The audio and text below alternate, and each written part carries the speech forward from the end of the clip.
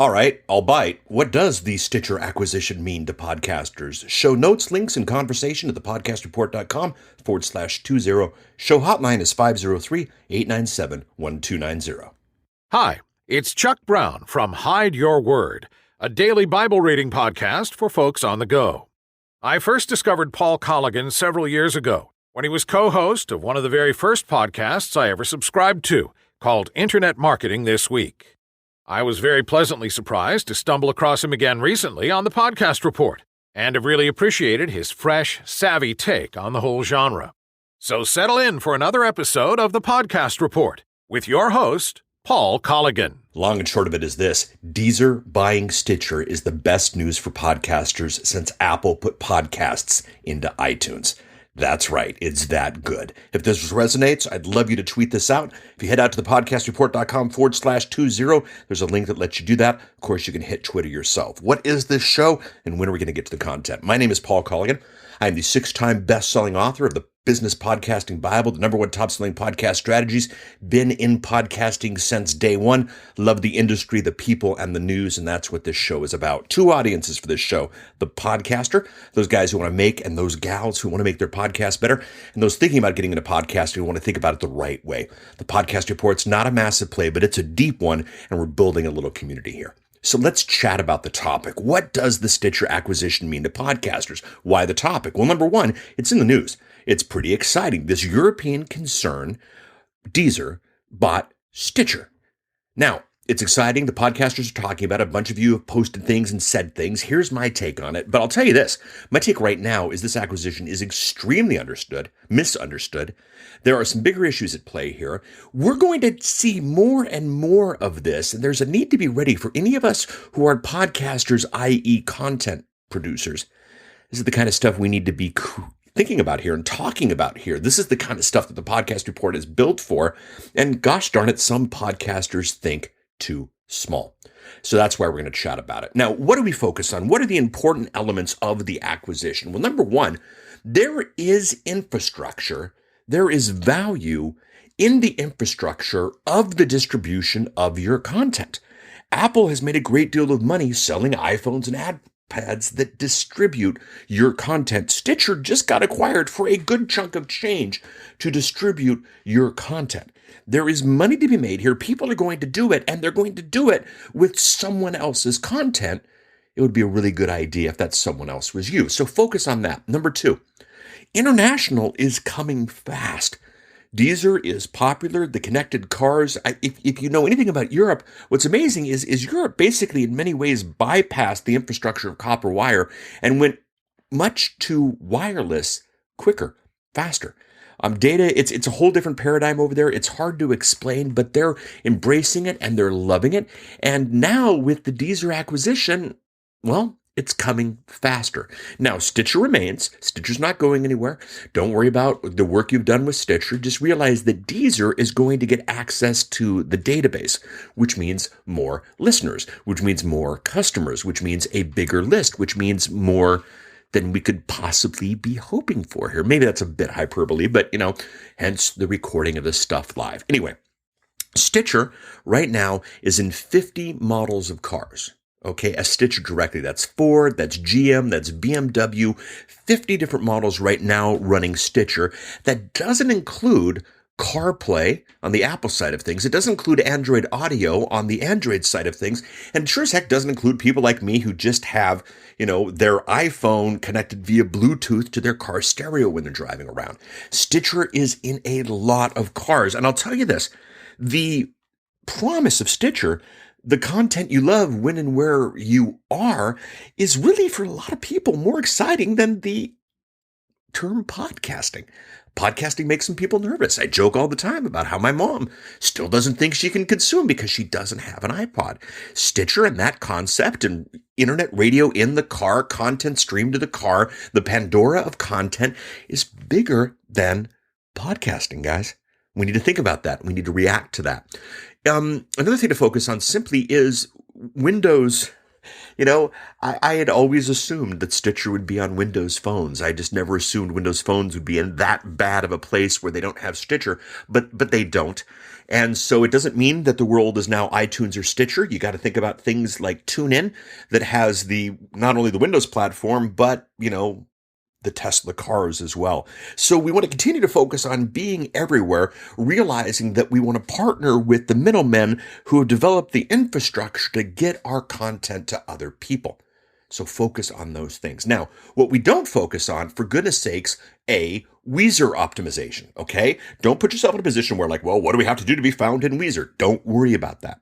Produce the type of content, do the meta tagging, do the level of excellence that you would want your audience to listen to, and the AI that is coming, the findability that is coming, all these things that are coming is going to help you get more listeners, more users.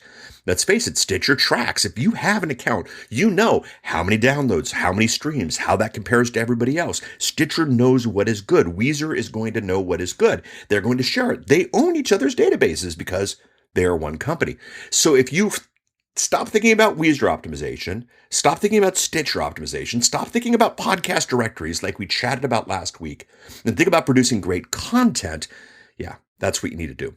Another thing you don't want to focus on is you don't want to focus on picking platforms. You want to focus on being on all the platforms. It's entirely different, and it's really, really important. And then finally, and not all podcasters, we're getting over this more and more every day, but there were a number of podcasters, still are, who are greatly concerned about the ad insertion that people like Stitcher will do, or people like Weezer will do now that they are Stitcher.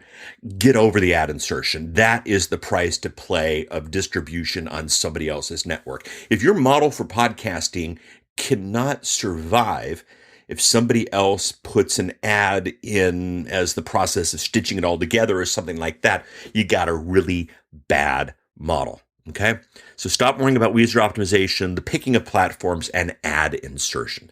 Now let's have some fun with this. What do you have? What can you play with? Where does this go? Number one, you have content that people want. And this is really, really important.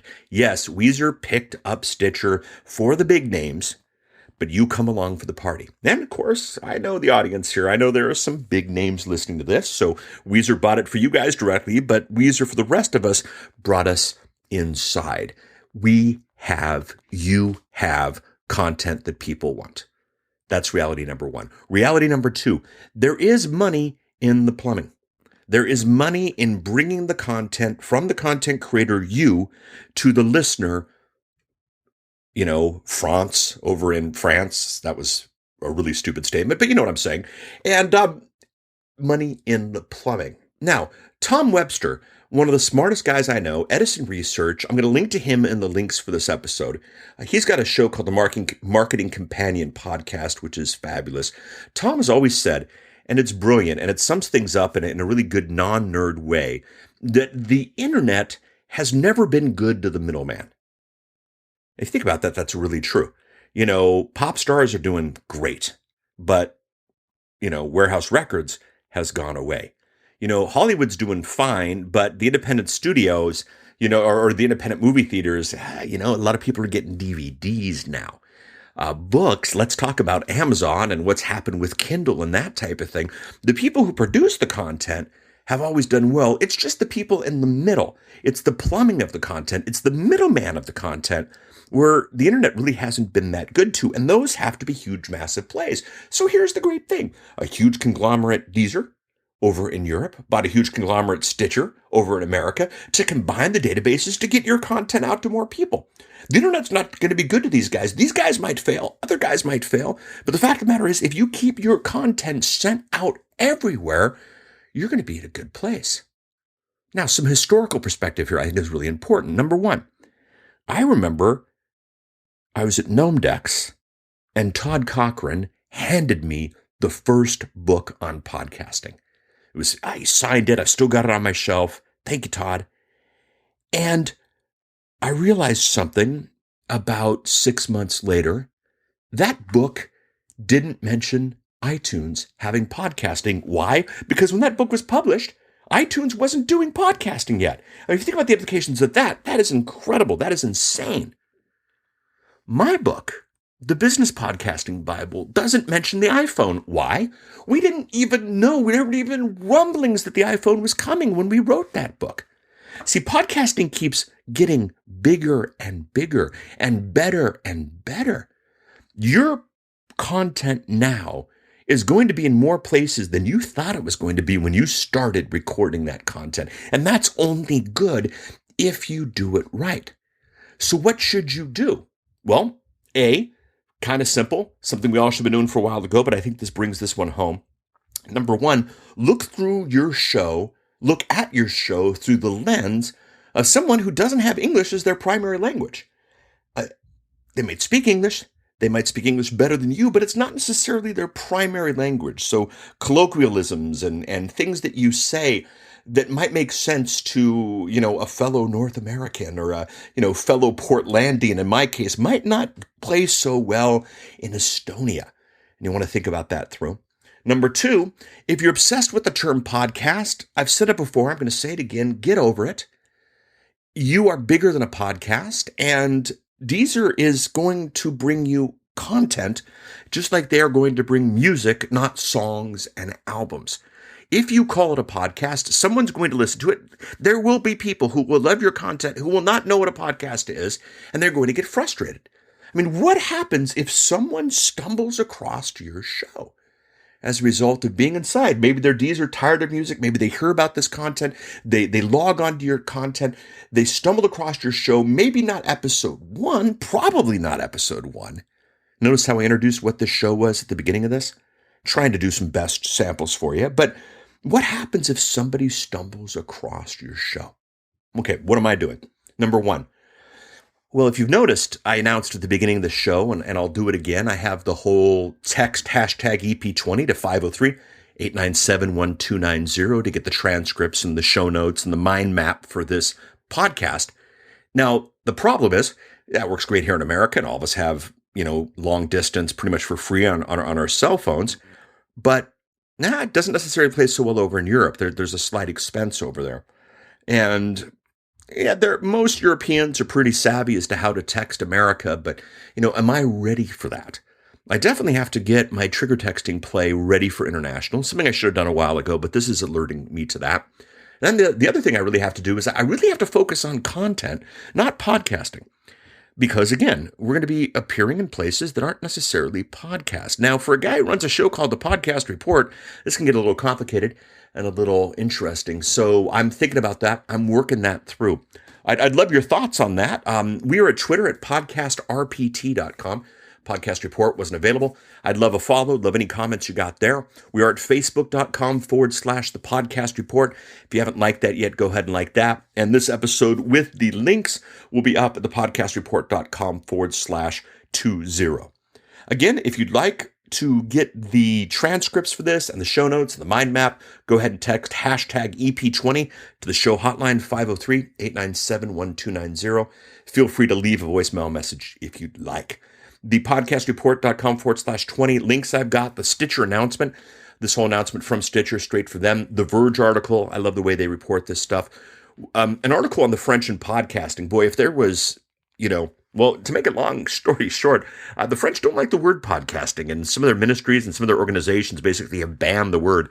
That's a great example of why, if you're obsessed in podcasting, you might want to, again, get over it. So I've got an article on the French and podcasting, and then finally I've got a link to the Marketing Companion podcast, Tom Webster, whom I referred to earlier.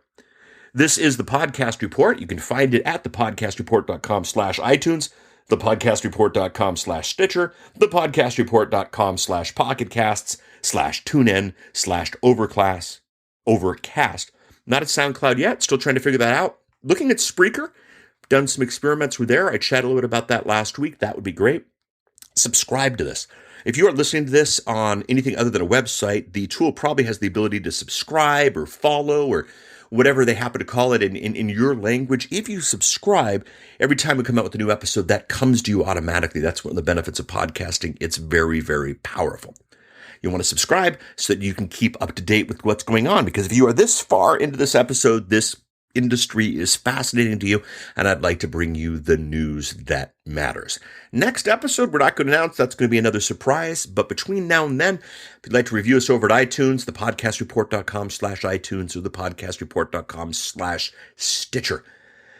This is Paul. This is the Podcast Report. I'll see you next week. Bye.